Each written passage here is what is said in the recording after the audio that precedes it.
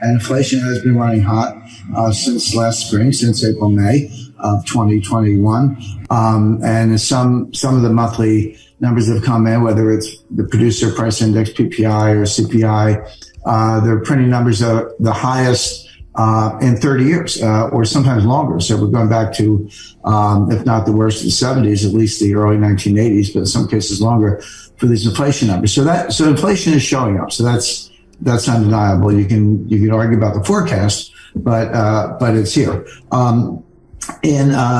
When it first turned up in kind of April, May, June, even July 2021, you could say, and there was good support for it, that a significant part of it were what are called base effects. And you have to know how they calculate inflation. How does the government do it? They look at the monthly data and they compare it to the same month the year before. So it's a year-over-year comparison, but only for 1 month. Then they take that number and they annualize it. So whatever it is, they times 12, or there's a little more to the math, but basically they annualize that. And that's the number you read about in the headlines. Well, if you say, okay, April, May, June 2021 were hot. Well, what was going on in April, May, June of 2020? Because that was the comparison. Well, the economy had shut down. I mean, literally shut down.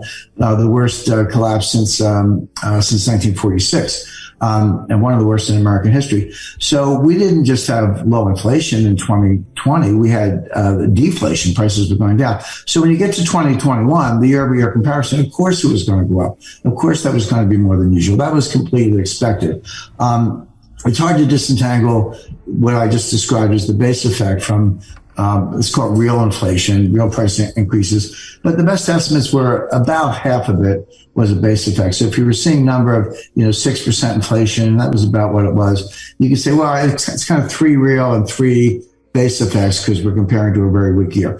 However, as you got into August, September, October, the base effects started to go away, which is, you say, well, what was going on in August, September, October? 2020. Well, that was one of the strongest periods of growth in U.S. history. That was the other side. It went down and then it came back up. It didn't make it all the way back up, but yeah, that was a strong rebound in the third quarter of 2020. So you would expect, so therefore the base effects went away, but the inflation remained hot. It didn't fade as much as I thought it would. It was like, okay, well, the base effects are gone, but the inflation is still there. In fact, by some measures, it's even worse. So here we are, early in 2022, and as of the most recent data, we don't have the December data yet, but we have November data and we have some other indicators, and it's still a little bit hot. So now we're at a point where you say, okay, is this real inflation? I would define real inflation not just as numbers, but is it persistent? Is it pervasive? Is it across the board? Is it feeding on itself? Is it raising expectations?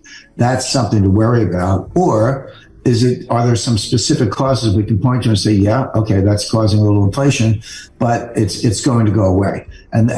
So that's the debate. It's the biggest debate in economics right now. I'll give you my view, but be clear that there are definitely two sides of the coin, no pun intended, but definitely two sides to the debate. And in particular, you say, okay, let's disaggregate a little bit. The other numbers have been hot, but what's driving it? Well, one of the number one things are energy prices. Well, okay, but what was Biden's energy policy from the day he was sworn in? He shut down the Keystone XL pipeline. He handicapped fracking in Texas and Pennsylvania and other states. He prohibited new oil and gas leases on federal lands. He limited offshore drilling. And he did a number of other things, all of which were designed to basically handicap the oil and natural gas industry. Well, so my point is, energy is real. You need it. I fill my tank just like everybody else. I'm not immune to this. Used cars. But when you have a couple of things like that are driving the whole CPI, you have to step back and say, wait a second, is this widespread inflation? Are expectations changing? Is this sustainable? Or is this just a short-term spike in a couple of key indicators around financial equivalent housing? There's a housing shortage because, zoning requirements and BlackRock's buying up all the houses, and there are other reasons for that. And so as I look at it, what I see is, the inflation numbers are up. There's no question about it. But this is not the kind of inflation we had in the 1970s. In the 70s, it was, you got a raise every 2 weeks. I was kind of starting my career, and you would get 3 or 4 raises a year just to keep up with inflation. It's like, okay, thanks for the raise, but prices just went up 13%, which they were at the time. This is not that kind of inflation. In the 70s, it was everything. It changed expectations. It was what's called cost push inflation, which is workers are like, well, you got to give me a raise, and unions were stronger, but even non-union companies said, yeah, I do actually. That's not true today. Workers don't have the bargaining power. Labor force participation is low.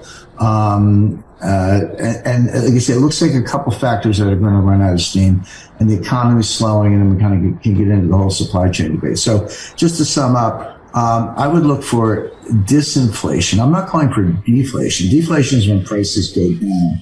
I can't rule that out, but I don't see that. That's not my forecast. But disinflation is. I see these numbers coming down from 6%, 7% annualized, which is what the government's showing. Getting down to the 4% level, and eventually down to the 2% level, which is where it was from 2009 to 2019 during that 10-year expansion during Obama and Trump. And there wasn't much difference between Obama and Trump in terms of growth. I know, Trump claimed the greatest economy ever. Well, that's fine. That's a talking point. But the fact, if you look at the numbers, the Obama and Trump economies were, kind of the same, right around 2.2% growth. Inflation was between 1.6 and 2. Rarely, if ever, touched the Fed's target rate of 2%.